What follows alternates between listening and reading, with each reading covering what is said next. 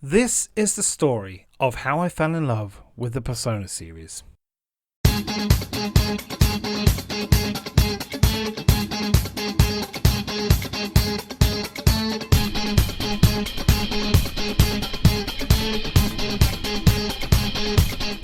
Hey, it's Bradley J, and we're doing something a little bit different today. I'm not a game reviewer. I don't think I'm a good enough gamer to be able to do so. My livestream series is called Bradley J's Badly Plays for a reason after all. Recently I played Persona 4 and 5 for the first time, and they quickly became some of my favourite ever games. The thing is, these aren't my typical game of choice. The only real RPG I got into was Final Fantasy VII. So why Persona? How did I even hear about this game, let alone actually play it? And what is it that got me so hooked? This video should hopefully answer those questions. As I said before though, this isn't really a review of sorts, but I will say two things before we get started. I will be spoiling the stories of both Persona 4 and Persona 5. There will be no timestamps, so consider this your one and only spoiler warning. Secondly, I play this game on safe mode, the easiest setting because I want to make sure I see the story in full. I know some people have an issue with easy modes, but I'm putting it out there right now, full disclosure. Well, that's enough preamble, let's talk Persona. A long time ago, I discovered a comic series by Him Daisy called Let's Destroy Metal Gear. Okay, I got a mine detector. Here I go! Mine detected. I could just collect mines by crawling on them, so you don't really need that. Oh yeah, just take a bit. Okay, bye. It was an abridged version of the story of Metal Gear Solid in a simple art style, which was very funny. They also did Sons of Liberty, Snake Eater, and Portable Ops, and I enjoyed them all. They also did one for a game called Persona 4, a game I'd never heard of, but because I love Him Daisy's other work, I watched this one, and even without context, I love this too. We're out of bourbon. Dad'll be disappointed. Let's go and get some. Really? Thanks, big bro. Yay! We're going shopping. And no one ate dinner that night. It made me curious about this Persona 4 game, so after a quick search, I discovered it was a PS2 game, which was difficult to get hold of for a decent price in the UK. It then got a re-release called Persona 4 Golden on PSP, but I never owned that console. I watched the entirety of the game's cutscenes at over 21 hours long, and thought it was a really cool looking game. In January 2023, Persona 4 Golden was released to Xbox Gamepass, and I could not pass up the opportunity to finally play it, and oh, I loved it.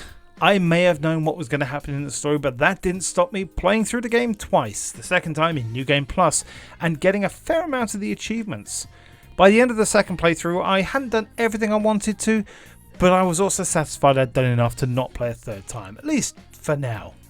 Before we go into the specifics of this game though, what is a Persona game? Persona is a series that started life called Shin Megami Tensei Persona, no relation to Lord Tensei as far as I'm aware.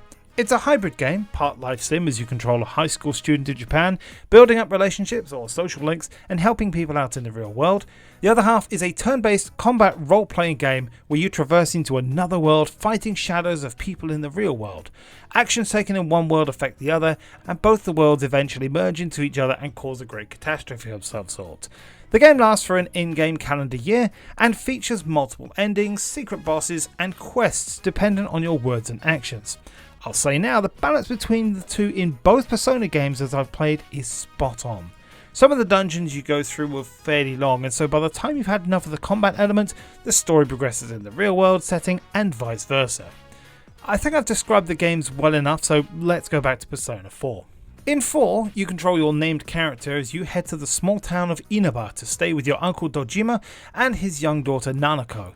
The reason you move here for a year isn't really specified.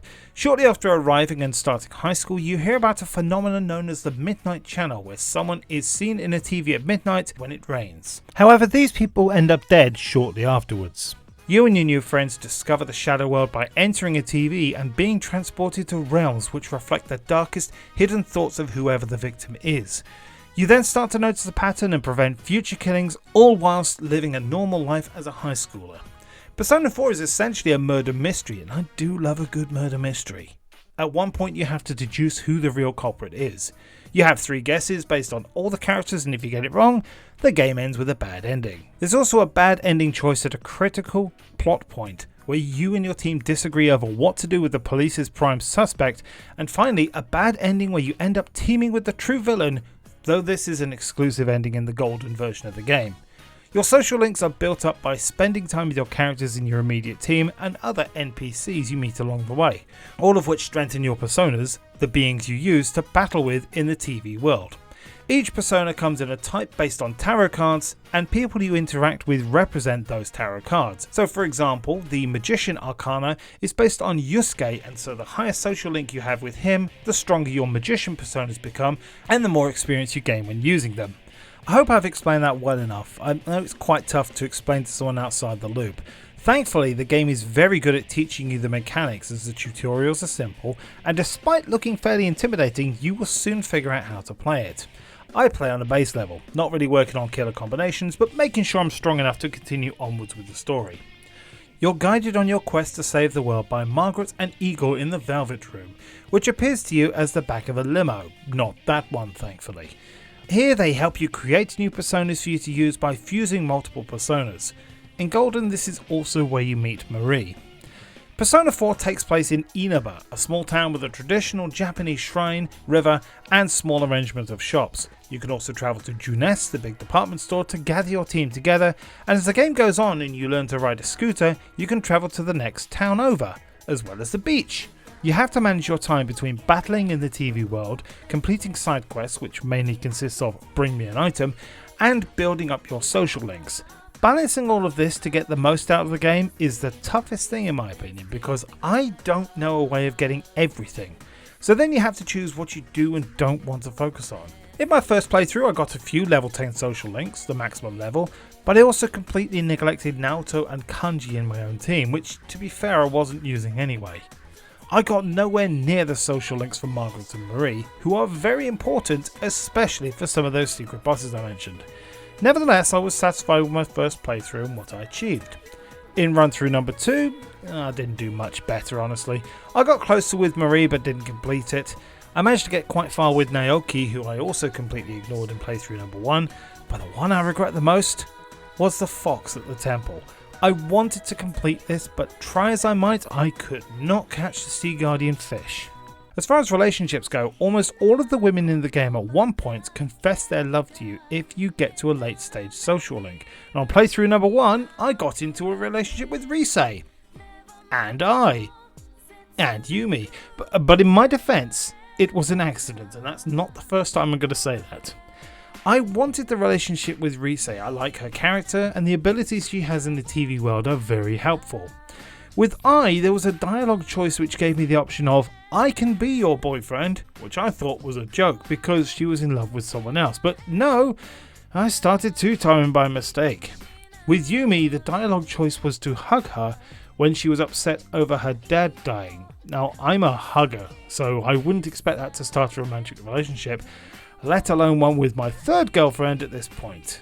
Thankfully, the game doesn't punish you for this, but I thought it was quite funny. In my second playthrough, I managed to stay monogamous, and I ended up dating Chie for what it's worth. The game isn't perfect. I feel for some of the quests the guide is absolutely necessary. Most of the dungeons are well paced and well themed, but very similar in structure with their narrow hallways. The persona system works pretty well and there's plenty of customization, but unlike something like Final Fantasy that simply calls spells fire or ice, they're called things like Aguilar or Mabufu. It means I have to look up the description every single time I want to use them or customize the abilities. To swing it back to a positive though, I love the soundtrack to this game. It's a J-pop style soundtrack for the most part, which meshes well with the world it's placed in. Some of the instrumentation isn't as strong, but for the most part, I love listening to this soundtrack when I'm studying and need something easy listening. Persona 4 is a wonderful introduction to the Persona series, with great characters in a cozy town helping solve a mystery which never feels too serious but never feels silly. The balance in this game is just right and you want to live in this world. There's so much to do and only 1 year to do it all. I recommend Persona 4 to anyone interested in turn-based role-playing games. And if you don't but you like anime, why not check out the Persona 4 animation? It's a lot of fun too, and really captures the essence of the story in 20-ish minute parts. Immediately after completing Persona 4 in New Game Plus, I downloaded Persona 5 Royal, which is also on Game Pass. The red and black colour scheme was flashy, the opening action sequence is really fun, and then there's a lot of talking as you learn that most of the game is in flashback, not one of my favourite tropes. More story unfolds and you start the game proper at a train station that I got lost in. Then the back streets, which I got lost in, and something about this game just didn't quite grab me in the way Golden did. I pressed on though and met Ryuji, went into Kamashiro's castle, started to learn about the old and new techniques I can now use in battle, and then something happened. I got hooked. It took a couple of hours, but going into this story spoiler free and building myself up, I put a lot of time in this. My video output dropped dramatically because this game, which I spent nearly every free moment on, the story, the looks, the feel and the music all got taken up a notch. Golden had me hooked, but Royal turned everything up a level and had me obsessed with the game for months. I put over 130 hours into Persona 5 Royal after my second playthrough on New Game Plus. So what is it that I love that I haven't already explained?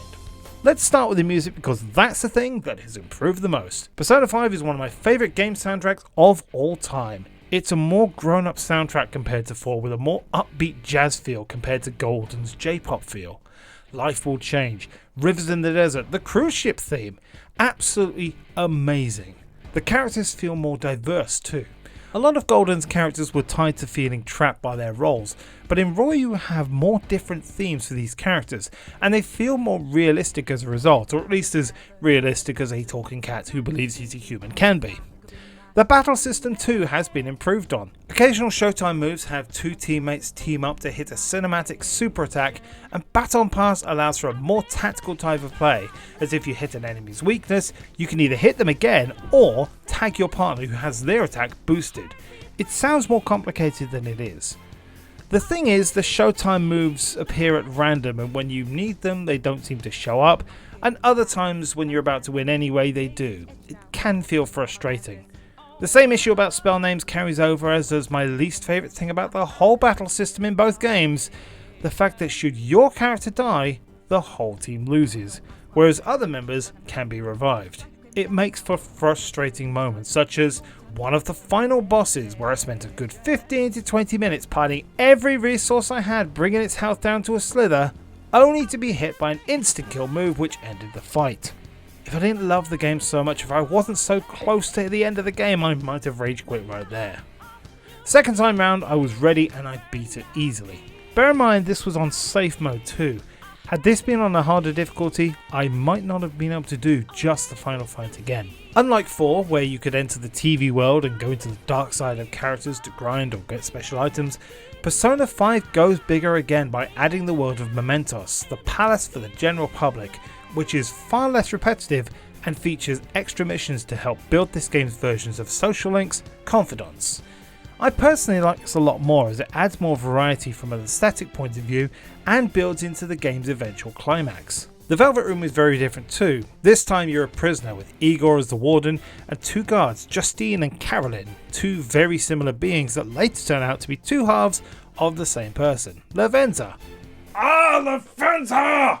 I realise I haven't actually discussed the story at this point. So your character is arrested and put on probation for assault he didn't actually commit, and is sent away from his parents and hometown to live in the city above a coffee shop with Sujiro, who wants no trouble from you whilst you live with him for a whole year. Your reputation follows you very quickly. Everyone in the school knows you have a criminal record, and soon you catch the eyes of the faculty. On the way to school one day, you accidentally get transported to a castle representing the dark, twisted desires of one of the teachers at the school via a mysterious app. There you eventually form a team with Morgana, a talking cat, alongside other pupils from the school, and steal the treasure from the castle or palace and change the heart of the representative in the real world. The change of hearts continue as the team grows, calling yourselves the Phantom Thieves, but as the group's popularity grows, so does the target on their backs, as the authorities attempt to catch them. Meanwhile, cases of mental shutdowns increase, which have the police feel that the Phantom Thieves are the ones responsible. It all comes to a head as your character gets captured, leading to the events at the beginning of the game. So as you can see, a much more mature topic and a lot more references to violence and swearing throughout. This is a more grown-up version of the Persona story, but it's not without issues. The Phantom Thieves have multiple last cases. The last case is supposed to be Nejima's casino, then Shido's cruise ship, then Mementos, then the real world merging with Mementos. Now, Persona 4 did this to a lesser extent, but given this was a murder mystery, some of the human culprits turning out to be incorrect is part of the course. Not so much for the final eyeball boss and then the super secret ending boss. Persona 5's final god boss turns out to be Igor, the guy training you in the Velvet Room, only he's been doing an identity theft. I know there are more secret bosses after the ending too, we'll get to those. It builds you up to think that this is the end game, but then the game just keeps going. By the end I felt the game jumped the shark, honestly.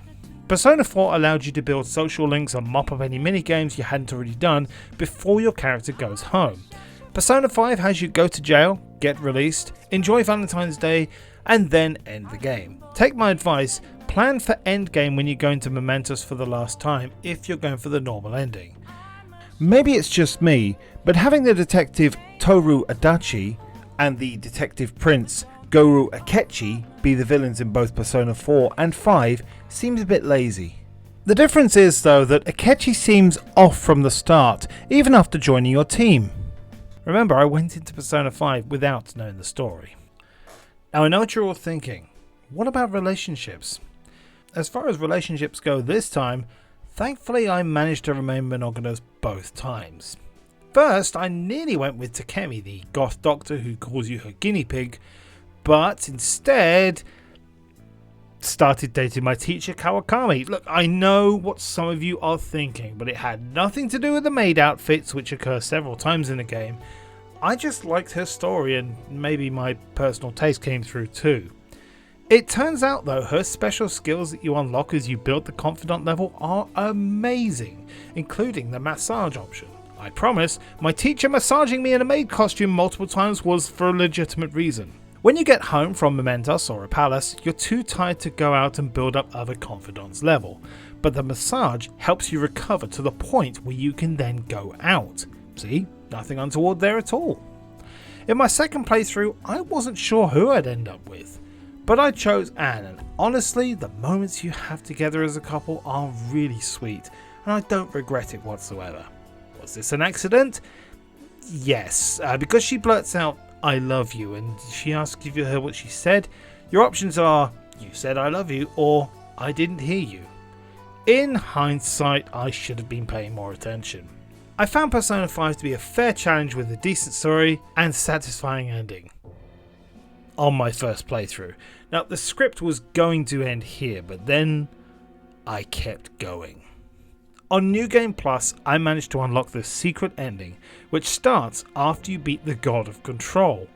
Instead of turning yourself in, Akechi appears from out of nowhere after dying earlier in the game to take the fall from you. Now, a lot of you will know, I hate resurrections as a storyline trope. I'm not going to go into an essay here, but I feel it cheapens deaths and therefore character developments if you can use an Uno reverse card on death. So Akechi turns himself in and you celebrate Christmas and New Year with your friends. In the New Year though, something feels off and suddenly you realise that everything is different. Shiho has moved back to be friends with Ann. Morgana is human. Weird. But then Futaba's mother Wakaba is alive again. Resurrection. Haru's father's come back to life. Resurrection. Makoto's father isn't anymore. Resurrection. Ryuji's leg isn't injured anymore and he's a star of the track team. Resurrection of his running career. So that's 4 characters which have come back to life, meaning the character growth and reason for being in the Phantom Thieves is just gone. Akechi shows up suddenly after being let go by the police, and seemingly only he and you know something is wrong until you hear from Kasumi at the stadium. So, sidetrack for a moment. Randomly in the middle of the main story, you have to rescue Kasumi from a palace that appears where the new stadium is being built. She gains a persona but doesn't join your team. She does show up during the casino escape, but that's about it. Back to New Year's. You, Akechi and Kasumi investigate the palace and discover the for real true culprit Dr. Maruki, the school counselor. He's been studying cognitive science with a silent P for years and understands completely how the metaverse works. He then shows that Kasumi is actually her own twin sister Sumire, who wasn't able to cope with Kasumi's death.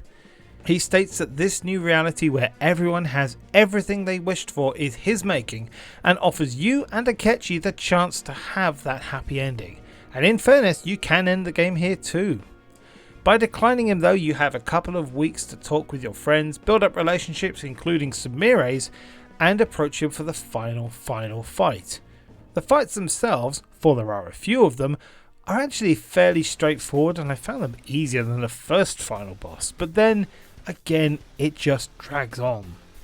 First you fight Maruki and his persona, then his evolved persona, then his evolved persona who becomes impossible to beat, then a scripted fistfight with Maruki. Just pick a final boss already! After defeating Maruki, you end up back in the original reality where you turned yourself in and all the resurrected characters are dead again, meaning nothing has changed except for one thing.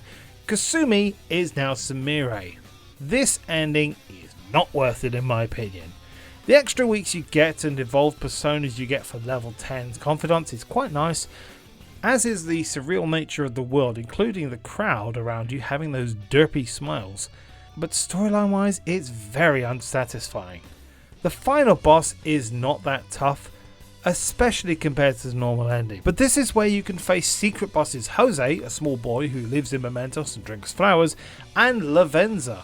I didn't get a chance to face Jose, but Lavenza can right off. When you have to study a guide and pick each move meticulously to ensure you don't get insta-killed, that's annoying.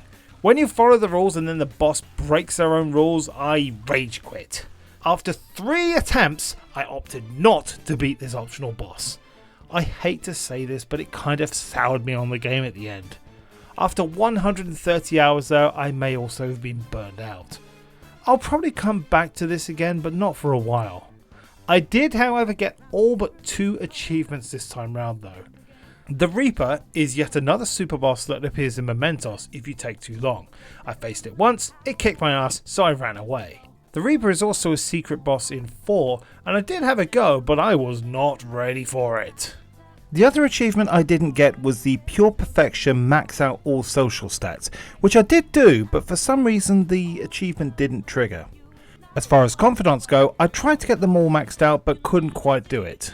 I got really close though, missing out on Shinya level 8, Sumire level 9 and Haru level 4.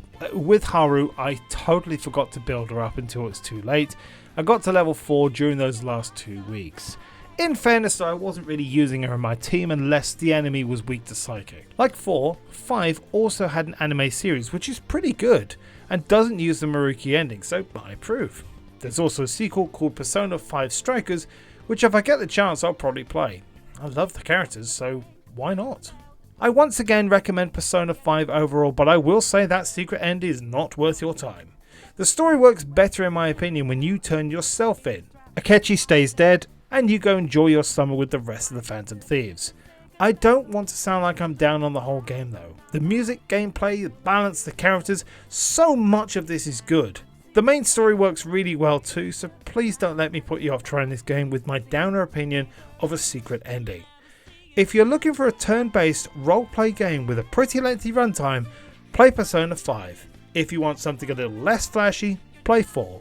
Either way, Persona is now one of my new favourite game series. Bring on the 3 remake! Well, this turned out to be more of a review than I intended, but I hope that you enjoy watching this video. If you have any questions about my runs on Persona, let me know in the comments below. For now though, thank you very much for watching.